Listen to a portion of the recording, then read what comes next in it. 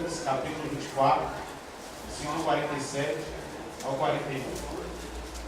E em seu nome se pregasse o arrependimento e a remissão dos pecados em todas as nações, começando por Jerusalém.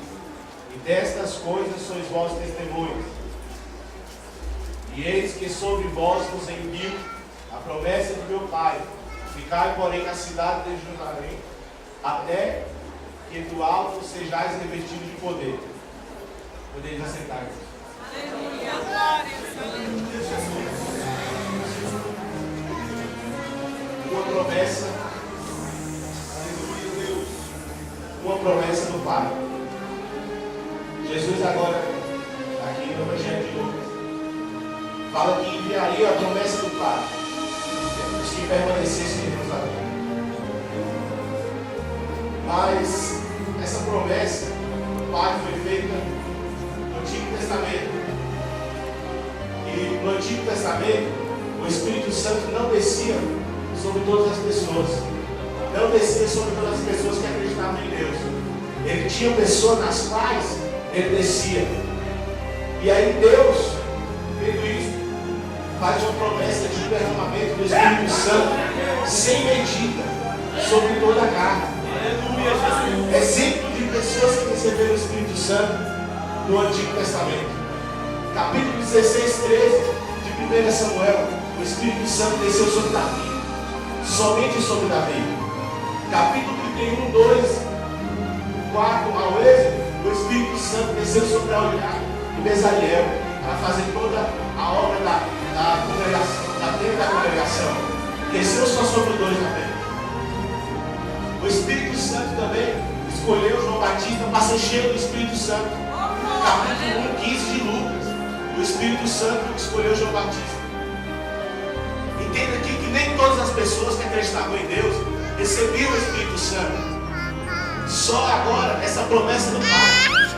Mas 700 anos antes de Cristo vir ao mundo, Deus levanta o profeta e profetiza que derramaria do Espírito Santo sobre todo o homem, sobre toda a carne. Foi o profeta Joel. O profeta Joel profetizou. Joel capítulo 2, versículo 28. E há de ser que derramarei do meu Espírito sobre toda a carne. Então o Espírito Santo agora, ele não ia descer sobre toda a carne, independente da cor, independente da posição social. O Espírito Santo ele ia descer sem medida sobre o povo. Uma promessa de Deus. Porque Deus queria que o homem tivesse um contato íntimo com ele. Porque os homens estavam desviados. Salmos capítulo 14, versículo 2. Todo homem se desviou e não há homem que faça o bem. Os homens estavam desviados. As nações estavam desviadas. No satanismo, no paganismo, na idolatria, estavam desviados. E Deus queria que o homem tivesse um contato íntimo com ele. Porque sem o Espírito Santo o homem não vence o pecado. Sem o Espírito Santo o homem não consegue vencer o mal do coração. O homem não vence a soberba da vida, a concupiscência dos olhos, a concupiscência da carne. E os homens estavam desviados. E Deus faz essa promessa. Mas quem seria o Espírito Santo? Quem seria o Espírito Santo? O Espírito Santo é uma força. E existe um grupo falso chamado Testemunho de Jeová, que acredita que o Espírito Santo é uma força. Chamado de Espírito Santo é uma força. Ele é uma pessoa divina. Ele tem personalidade própria. E o grupo falso Testemunho de Jeová tem uma Bíblia, tradução do Novo Mundo, o que diz Gênesis capítulo 1, versículo 2. E a terra era sem forma e vazia. E quem parava sobre as águas? Bem? Pois na tradução do Novo Mundo, das Testemunhas de Jeová, eles tiraram o Espírito de Deus e colocaram força ativa. Porque eles acreditam que o Espírito Santo é como uma força ou energia dessa aqui. E o Espírito Santo não é força. Porque toda pessoa tem sentimento. O Espírito Santo é uma pessoa. O pastor Valdeci, o senhor fica triste? Se você entristece, uma coisa que acontece? O senhor fosse uma pessoa. O Espírito Santo também pode se entristecer por nós. Ele fica triste com o nosso pecado. Ele fica triste com a nossa desobediência. versículo 30. Não entristeçais o Espírito Santo, o qual está em vós. Então o Espírito Santo ele pode se entristecer comigo. Ele pode se entristecer com você. Toda pessoa também ele ama. Eu vou à igreja e falo, o senhor ama a sua família, os irmãos da igreja? Sim. Não fosse uma pessoa. O Espírito Santo também ama. Ele ama você. O Espírito Santo, ele ama a sua família. Ele ama a sua felicidade. O Espírito Santo ama. 15:30 de Romanos, Paulo diz: eu vos rogo pelo amor do Espírito Santo. Então o Espírito Santo ama. Ele ama.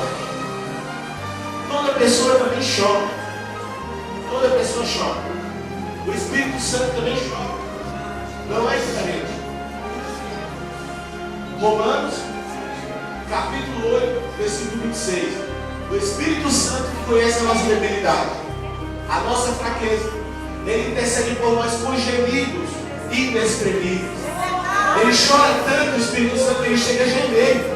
Ele intercede por nós chorando, gemindo diante do Pai. Então o Espírito Santo ama, fica triste, chora. Com melhor força. Como a energia dessa pode chorar por você. Ou a energia dessa, uma lâmpada dessa, gerador, que traz energia para a igreja, pode interceder por você. Não pode interceder porque é força. Força é uma coisa, pessoa é outra. O Espírito Santo ele é a pessoa divina da bondade. Ele tem o poder que o Pai tem. A mesma coisa que o Pai tem, o Espírito Santo também tem. O Pai é todo poderoso. Gênesis capítulo 17, versículo 1. Assim diz o Senhor, o Todo-Poderoso. O Filho também é todo-poderoso. Mateus 28, 18. Jesus diz: todo o poder foi me dado nos céus e na terra. E o Espírito Santo não é diferente. O Espírito, olha o poder do Espírito Santo. Gerou Jesus no ventre de Maria. 1:35 de Lucas. O anjo chega a Maria e diz: a sombra do Espírito te cobrirá, e de ti nascerá o que será chamado Filho de Deus. E quem é que tem sombra? Salmo 91. Aquele que habita no esconderijo do Altíssimo, a sombra do Onipotente descansa. O que é Onipotente? É todo poderoso. O Espírito Santo é todo poderoso como Pai, como Filho. Tem o mesmo poder. Ele é poderoso. Se ele gerou Jesus no peito de Maria, é porque ele, se a sombra dele gerou Jesus no peito de Maria, porque ele é todo poderoso. E Paulo também falou, 15:19 de novo. Ele opera os sinais e prodígios pelo poder do Espírito Santo. Então o Espírito Santo ele é todo poderoso. Se Jesus, aqui na promessa de João, aqui, ó, e eis que sobre vós vos envio a promessa de meu Pai, ficai porém na cidade de Jerusalém, até que do alto sejais revestidos de poder. Se Jesus sobe aos céus e não deixasse um poder igual ao dele, nós não conseguimos vencer o pecado. Jesus sobe e não deixa o Espírito Santo para nos dar força, porque sem o Espírito Santo o homem não vence o pecado. Sem o Espírito Santo o homem não vence o mal do coração. Então Jesus sobe aqui e deixa a promessa: ficai, permanecei e receberei o dom de Deus. O Espírito Santo que nos ia consolar, o Espírito Santo que nos ia dar força para vencer o mundo, para vencer o sistema corrupto, o sistema horrendo, que a igreja já foi tirada pelo próprio Jesus, fundada e guardada pelo Espírito. E sem essa promessa nós não conseguiríamos vencer. Então o Espírito Santo, a obra do Espírito Santo dentro do começo do mundo é importante para o ser humano. Eu analisando, como é que é o nome daquele livro? Como é que é o nome? Que estuda a obra do Espírito Santo. E eu vi eles. Aí, esse livro, eu estava vendo a obra do Espírito Santo desde o começo do mundo. E o Espírito Santo, sendo uma pessoa própria da Trindade, tem personalidade própria, ele é o que está mais perto do ser humano, é o que conhece a fraqueza, é o que ama, é incondicionalmente, é o que guarda nós, é o que instrui. O cara não presta, mas o Espírito Santo está falando, não, você presta, você tem chance ainda. O Espírito Santo, ele é uma pessoa que consegue, ele entra lá toda hora, convence sobre o pecado.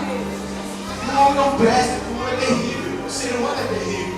Eu estava conversando com uma pessoa que não é da igreja, ele falou, se o ser humano soubesse o jeito de destruir Deus, já tinha destruído. Porque o ser humano é terrível. O coração do ser humano é mau. Sem o Espírito Santo, nós não conseguiríamos, nós não estaríamos aqui. Acreditar numa coisa que nós não vimos.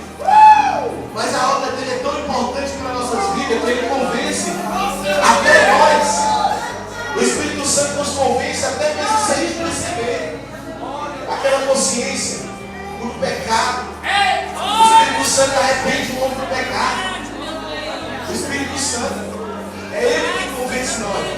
E é por isso a importância da igreja hoje, depois do surgimento do pentecostalismo aqui no Brasil, aí nós vemos que o povo era convencido por Deus. Porque para convencer um católico é só o Espírito Santo. Para convencer um cachaceiro é só o Espírito Santo. E no Brasil aqui, quando o Espírito Santo é pregado aqui com autoridade, ele era uma primazia. Só que muitas das vezes agora, na igreja atual, o Espírito Santo vai se retirando, porque o Espírito Santo não aceita a vaidade do coração. O Espírito Santo não habita em templo sujo, porque a sua própria palavra diz que o Espírito Santo é santo. Ele não habita. Ele não habita. Ele não habita. Nas igrejas que pregam, essa é a referência domingo, é bastante importante. Na igreja que prega a heresia dizendo que só Deus quer o coração.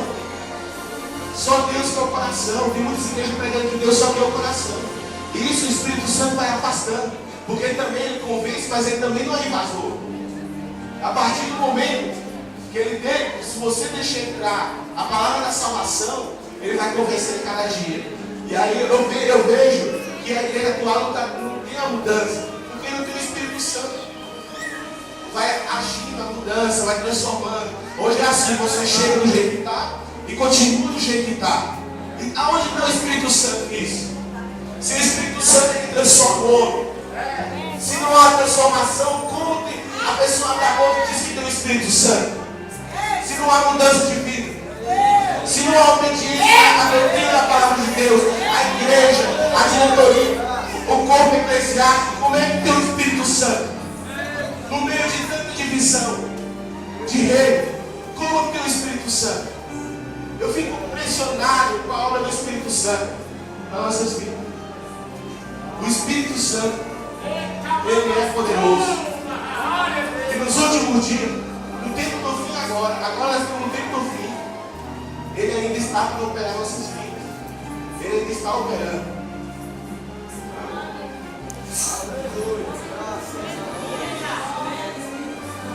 E o que basta agora? Basta nós arrepender dos nossos caminhos, se converter a Ele, para nós receber essa promessa verdadeira, para nós conseguirmos vencer este mundo. Porque agora para frente a tendência é só piorar. A tendência, a rebeldia, a apostasia dentro da igreja, agora é só piorar. Porque a Bíblia fala de levantação falsos profetas. E como nós combateremos esses falsos profetas se nós não tivermos o Espírito Santo? É pela sua palavra que Ele convence. Sem essa promessa, nós não conseguiremos vencer. Fiquem com a meditação. Glória a Deus!